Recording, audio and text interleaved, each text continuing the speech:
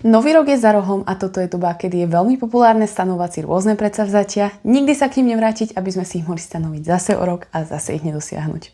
Vám sa to ale nestane, pretože ste klikli na toto video, v ktorom vám krok za krokom vysvetlím bez omáčky všetko, čo potrebujete vedieť na to, aby sa 2026 stal vašim najúspešnejším rokom doteraz, v ktorom dosiahnete všetky svoje ciele.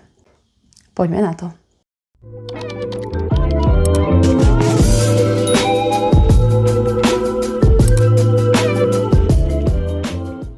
Krok 1. Zapísať si svoje ciele je nutnosť, ktorá vám podľa mnohých výskumov prinesie o mnoho väčšie šance na úspech, ale potrebujeme ešte k tomu dve veci. Za prvé, správnu definíciu a za druhé, rozkúskovanie cieľov na čo najmenšie mikrociele. Ak si napíšete ciele ako schudnúť, kúpiť si nové auto, začať jesť zdravo, chápem, čo tým myslíte, ale som zmetená. Koľko schudnúť, ako to chcete dosiahnuť, aké chcete, aby boli vaše miery a veľkosť. Jesť zdravšie. A čo to pre vás znamená? Vyhýbať sa sladkostiam, vyhýbať sa ultraspracovaným potravinám, variť si len doma, aké jedlá, koľko chcete mať bielkovín a hlavne, ako budete vedieť, že ste to dosiahli. A mať viac peňazí, koľko peňazí, ako ich chcete získať a čo s nimi vlastne chcete urobiť. Mnoho ľudí robí takú chybu, že si myslia, že chcú viac peňazí, pričom chcú vlastne len vec, ktorá je skrytá za tými peniazmi. Napríklad ísť na dovolenku, prerobiť si byt, kúpiť si nové auto. Keď zistíte, čo sa skrýva za vašou túžbou mať viac peňazí, oveľa ľahšie a efektívnejšie dosiahnete výsledok, než len napísať si mať viac peňazí. Čo sa týka rozkúskovania cieľa, často sa našim cieľom vyhýbame z toho dôvodu, že sú príliš veľké a zdajú sa nám príliš vzdialené od toho, kde sme teraz, čo nás desí. Ak si napríklad stanovíte, že chcete schudnúť 15 kg, pričom momentálne máte sedavý životný štýl a nikdy z vás nebol žiadny veľký športovec, je to dosť vzdialený cieľ. Ale nie je nedosiahnuteľný. Ak napríklad viem, že chcem schudnúť 15 kg, viem, že by som mala viacej chodiť do fitka a takisto jesť zdravšie. Takže váš týždenný rozvrh by mohol vyzerať nejako takto. V pondelok fitko. Útorok príprava jedla na 2 dní plus oddych. Streda fitko. Štvrtok príprava jedla na 2 dní plus oddych. Piatok fitko. Sobota príprava jedla na 2 dní plus oddych a v nedeľu môžete oddychovať alebo si nájsť čas na nejakú ďalšiu aktivitu, ktorá vám prinesie viac spálených kalórií, napríklad prechádzku, či už so psíkom alebo s vašou rodinou, jednoducho niečo, čo budete robiť radi a čo vám bude príjemné. Takto to znie oveľa menej strašidelne, či? Krok 2. Ideálne je svojím cieľom dať aj deadline, teda dátum, dokedy daný cieľ chcete dosiahnuť. Je veľmi populárne stanovať si cieľe na 12 mesiacov. Ja som však vo fáze svojho života, kedy som objavila mágiu stanovovania si cieľov maximálne na pol roka, a to z dvoch dôvodov. Rok je veľmi dlhá doba a za pol roka či za 3/4 roka môžete mať celkom iné záujmy alebo problémy, než máte v momentálnej fáze života. Jednoducho neustále sa budete vyvíjať, budete chcieť ďalšie veci, budete chcieť dosahovať ďalšie ciele a keď budete stále sami seba držať v tom malom boxe, ktorý ste si stanovili kedysi pred rokom, tak sa vám môže stať, že jednoducho nebudete mať priestor a flexibilitu na to, aby ste si do toho pridávali a dosahovali ďalšie veci. Sme takto biologicky naprogramovaní, takže vždycky budete chcieť viac, ďalšie a nové veci. Po druhé, máte pocit, že máte nekonečno času. V januári ešte dodržiavate svoje predsavzatia a makáte na svojich cieľoch. Vo februári sa vám už toho ale nakopí. Poviete si, OK, do konca roka je ešte veľa času, teraz môžem túto zvolniť a venovať sa viacej tomuto. Zrazu zistíte, že je november a vy si ani nepamätáte, že ste si na začiatku roka stanovili. Máme jednoducho tendenciu odkladať veci na poslednú možnú chvíľu a nehovorte mi, že nie. Je vedecky dokázané, že čím viac času si dáte na niečo, tým dlhšie vám bude trvať to dosiahnuť. A toto platí v krátkodobých aj v dlhodobých cieľoch. Ak napríklad viem, že v nedeľu musím makať povedzme na projekte do školy a poviem si, že mám na to celý deň, budem sa ponevierať, pomedzi scrollovať na telefóne, multitaskovať, túto dám ešte prať, túto si ešte uvarím obed, tamto si zase s niekým napíšem a zrazu je 9 hodín večer a vy nemáte projekt hotový. Takže musíte aj tak ešte ponocovať do 11, lebo zajtra ho už musíte odovzdať alebo mať hotový. Namiesto toho, aby ste si ráno povedali, OK, svojmu cieľu teraz venujem čas od 9. do 12. na obed a potom si už naplánujem niečo ďalšie. Čo keď nestihnem urobiť túto vec, čo som si stanovila do obeda, nebudem mať priestor a nebudem môcť ísť robiť túto ďalšiu vec, ktorá je vlastne pre mňa formou odmeny. Napríklad si tam naplánujem stretnutie s kamoškou, ísť na nákupy, na masáž, do kina, jednoducho čokoľvek, čo vás baví a zaujíma. Cieľom je teda stanoviť si dátum a čas, dokedy chcete niečo dosiahnuť a za to si už naplánovať niečo ďalšie a teda budete vedieť, že ak sa nechcete ukrátiť o tú ďalšiu vec, musíte na to makať teraz. Krok 3. Už máme svoje ciele zadefinované, máme ich rozkúskované, máme na ne nastavený časový limit a teraz musíte urobiť krok, bez ktorého žiadne kroky, ktoré som povedala predtým vo videu, vám nebudú nič platné. Môžete ich rovno skrčiť a zahodiť. To, že si svoje ciele raz napíšete a už sa k nim nikdy nevrátite, vám nezaručí to, že sa splnia a jedného dňa vám zázračne spadnú do lona. Musíte sa k svojim cieľom neustále vrácať, pripomínať si ich a neustále mákať na tom, aby ste robili mikrociele, ktoré ste si rozkúskovali, aby ste sa postupne dostali k tomu veľkému cieľu. Do svojho kalendára si zapíšete, kedy máte ísť k zubárovi, kedy máte ísť na oslavu narodenín, kedy máte ísť na nechty, ku kaderníčke a jednoducho tam ste. Keď máte byť raz 7:30 v práci, tak ste 7:30 v práci. Keď máte byť o 3:00 na stretnutí alebo u zubára, jednoducho tam prídete. Prečo tam nie ste vtedy, keď sa jedná o vaše ciele a o veci, ktoré vám v živote naozaj prídu podstatné a záleží vám na nich? Je to trošku aj vec sebaúcty a sebahodnoty. Nezaujímajú ma výhovorky akéhokoľvek typu, jednoducho si naplánujte, tieto ciele budem robiť vtedy a vtedy.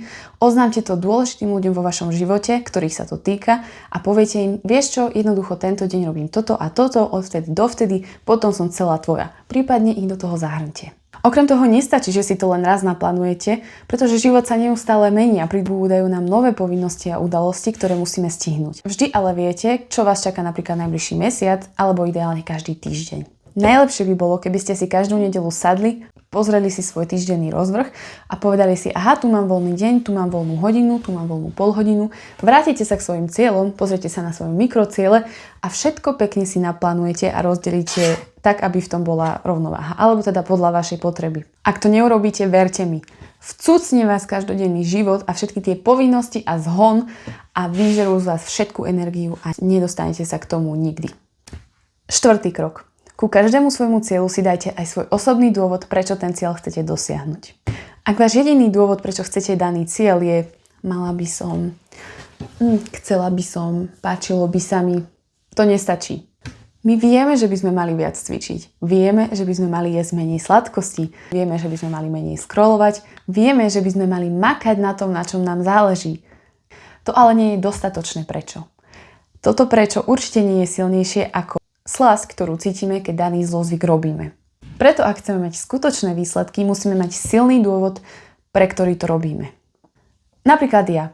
Vždy som chcela jesť zdravšie. Samozrejme najprv kvôli postave, ale potom neskôr, ako som sa zaujímala o zdravší životný štýl a stravovanie, som prišla na nekonečnú dôvodov, prečo je to dobré.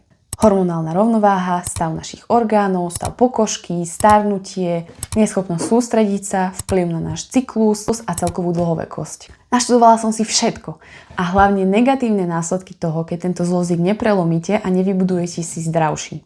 Keď som sa dozvedela o všetkých tých negatívnych následkoch, ktorý má napríklad cukor na naše telo, našla som sa v bode, kedy som na isté druhy potravín vôbec nemala chuť, pretože jednoducho, keď som si spomenula, čo by to mohlo spraviť s mojim telom dlhodobo, a potom, keď príde deň, kedy som fakt nervózna, unavená, mám chuť na niečo nezdravé a strašne by som si to dala, idem naspäť do svojho telefónu, pozriem si zoznam všetkých vecí, ktoré by to spravilo s mojim telom a zrazu ma to už tak neláka. Toto nás privádza k bodu číslo 6. Urobte si plán pre krízovú situáciu. Na začiatku je všetko ľahké, pretože dopamín cítime už len pri stanovovaní si cieľov. Prvé dni nás ženie veľmi silná motivácia, ale ako ste si už určite všimli, motivácia nie je nejaký dlhodobý spoločník. Prídu ťažké časy. Prídu dni, kedy sa vám nebude chcieť, kedy budete mať chuť si len láhnuť do postela a pustiť si seriál a práve preto to si musíte naplánovať, čo vtedy budete robiť. Ako budete pristupovať k svojim cieľom v takomto dni? Ako sa budete správať, keď budete mať toho fakt veľa a budete potrebovať stihnúť to, čo ste si stanovili? Fakt, napíšte si to. Ak dostanem svoje dni, ak budem fakt unavená, ak budem mať chute na sladké, čo vtedy urobím? Myslím si, že v tomto je dôležité nájsť si tú správnu mieru tvrdosti na seba. Na jednej strane ísť si láhnuť vtedy, keď ste mali náročný deň, nechce sa vám a vykašľate sa na všetko, čo ste si stanovili, to by urobilo malé dieťa. Žiadna disciplína, čisté pudy. Na druhej strane nie ste robot. Hlavne ženy. Nečakajte, že si niečo naplánujete a tých 6 mesiacov to budete každý deň robiť s tou istou energiou. Napríklad, ak dostanem svoje dni, nemusím ísť ťažko silovo cvičiť. Stačí mi, keď pôjdem na krátku prechádzku alebo si dám krátku 20-minútovú jogu doma. Stále si tak držíte identitu človeka, ktorý dodržiava ciele, je konzistentný a ide za tým, čo si stanovil. Okrem toho potom nebudete mať potrebu ubíjať sa a nadávať si, že ste leniví, že ste zase na týždeň vypadli z cvičenia a musíte začínať zase na novo. Krok 6. Identita. Toto je môj obľúbený. Teraz ma počúvajte. Dôvod, prečo ste ešte nedosiahli svoje ciele, je ten, že ešte nie ste človekom, ktorý je toho schopný. Neberte ma zle. Všetko, čo potrebujete, máte v sebe. Tvrdíte, že chcete byť svoje najzdravšie, najvysiekanejšie, najštíhlejšie ja, ale aj tak sa správate ako svoje staré ja, ktoré nechá samé seba zjesť celú čokoládu v záchvate chuti, alebo zjesť hociaký koláč, ktorý sa pred vami ocitne, lebo ho kolegovia doniesli do práce. Tvrdíte, že chcete zbohatnúť, ale aj tak sa správate ako verzia samého seba, ktorá ledva prežije od výplaty k výplate, myslí chudobne a spolieha sa na to, že peniaze vyhrá na exprese alebo v lotérii. Wow. Zamyslite sa. Ako by som sa správala, keby som už bola verziou samej seba, ktorá dosiahla všetky moje ciele? Akou osobou by som bola? Ako by vyzeral môj bežný deň? Aké návyky by som mala? A hlavne, aké by bolo moje myslenie? Ak sa neviete tak nacítiť na odpovede na tieto otázky, odporúčam vám využiť kamoša Chata. Skopírujete do ňoho všetky svoje ciele a spýtate sa ho, aká osoba by som bola, keby som toto všetko dosiahla? Kým sa potrebujem stať, aby sa mi to podarilo? Daj mi všetko do najmenšieho detailu. Garantujem vám, že tá odpoveď... A potom sa začnite správať ako táto osoba. Áno, zo začiatku to bude možno ťažké a budete cítiť úzkosť a to je v poriadku. Pamätajte si, váš mozog je naprogramovaný tak, aby vás držal v bezpečí a v tom starom známom, čo už poznáte. Preto bude robiť všetko, aby vás odhovoril od nových vecí. Ale vy to aj tak urobíte, pretože viete, že tým môžete len získať. A keď to spravíte niekoľkokrát po sebe, upokojíte váš nervový systém a už vás od toho nebude ohovárať a jednoducho si na to zvykne. Napríklad ja. Keď som prestávala jesť cukor, bolo to pre mňa dosť náročné a pamätám si, ako som si hovorila, boli vtedy sviatky, bola Veľká noc, všade koláčiky, vy to poznáte, sladkosti. A ja som si hovorila, bože, teraz sa mám to ukrátiť, teraz si to nebudem môcť vychutnať a mohla by som začať od pondelka. Nie. Teraz. Takto by sa zachovalo vaše staré ja. Vy odoláte a o 3, 5, 6, 7 krát to bude ľahšie. Na 8 krát sa pristihnete, že už vás to neláka až tak veľmi ako ten prvýkrát. A o 3 mesiace sa zrazu nájdete, že budete vidieť tie sladkosti a nebudete mať na ne absolútne chuť. Je to čisto návyk vášho tela. A vy predsa nechcete, aby vás ovládalo vaše telo alebo vaša myseľ. Vy chcete byť pánom svojho života. Tu by som zmenila ešte jeden bod. My ľudia milujeme plánovať, vymýšľať stratégie, hľadať ten najdokonalejší postup, ako sa k tomu dostaneme a potom čakať na ten najvhodnejší čas. Od pondelka, keď deti vyrastú, keď budeme toho menej. Niečo vám ale poviem. Nikdy nebude vhodný čas. Nikdy sa nebudete cítiť dostatočne pripravení. Ani sebavedomí. Tieto faktory prichádzajú až potom, čo podniknete fyzické kroky a váš nervový systém zistí, že vlastne nič hrozné sa nestalo. Najprv čin a potom z toho plynie všetko to sebavedomie, pripravenosť a odhodlanosť. Krok 7. Pravidelná reflexia. Aby ste sa vyhli robeniu neustále tých istých chýb dokola, každú nedeľu, keď si sadnete a budete si plánovať svoj týždeň vopred, sa zároveň vrátite k svojmu uplynulému týždňu a zhodnotíte si, čo fungovalo, čo nefungovalo, čo ste dosiahli, čo ste nedosiahli, aké faktory na to vplývali a čo podmienilo to, že ste niečo spravili alebo nespravili. Ako ste sa po určitých činnostiach cítili. Jeden problém pri tomto kroku je, že si nepamätáte svoj týždeň, čo sa stáva napríklad mne. Najlepšie, čo môžete pri tomto kroku urobiť, je písať si denník.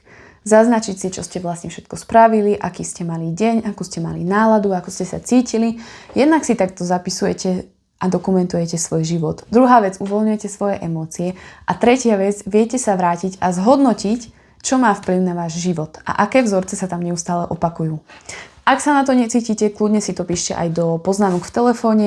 Ja napríklad používam ešte jednu vec, ktorá je úplne úžasná a to je aplikácia Habit, pri ktorej som si iba raz našla čas na to, aby som tam všetky svoje zdravé návyky vypísala a potom už ich len každý deň odškrtávam. A zrazu prešiel celý rok a ja viem presne, koľkokrát som makala na tom, čo som si stanovila.